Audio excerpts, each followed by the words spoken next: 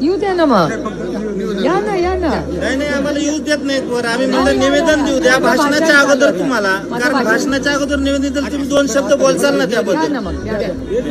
अच्छा, आम्हाला वरच येऊ देत नाहीत. माझं भाषण नाही. आदरणीय ताईंना सकल मराठा समाज अहमदपूर तर्फे आमची विनंती आहे आणि निवेदन जे आम्ही देतोय की लोकसभेमध्ये मराठा समाजाने आपल्याला मदत केली ताई, आणि आमची अशी भूमिका आहे की जरांगे पाटलांनी जे आंदोलन छेडलंय या आंदोलनाबद्दल आणि ओबीसी मधून मराठा समाजाला 50% आतलं आरक्षण कसं मिळेल आणि तुमची भूमिका काय असेल, कारण विरोधी पक्ष जे सत्ताधारी आहेत ते तुमच्याकडे वोट करतायत ताई. जी बैठक बोलवली होती त्या बैठकीला आपण गेलेलो नाही, ते तुमच्याकडे वोट करतायत. आपली भूमिका सांगा. आजही आम्ही सोबत आहोत, उद्या सुद्धा तुमच्या सोबत राहू.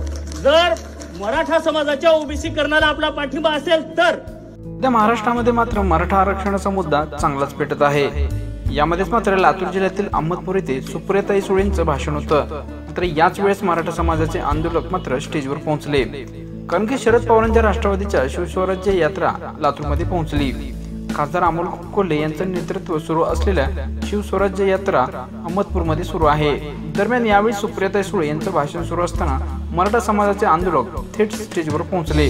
त्यांनी स्टेजवर सुप्रिया सुळेंचं भाषण थांबवत मराठा आरक्षणाबाबत भूमिका स्पष्ट करण्याचा आग्रह धरला. यावेळी मराठा समाज बांधवांनी स्टेजवर जात घोषणाबाजी केली, तसेच सुप्रिया सुळे यांना निवेदन देखील दिलं आहे.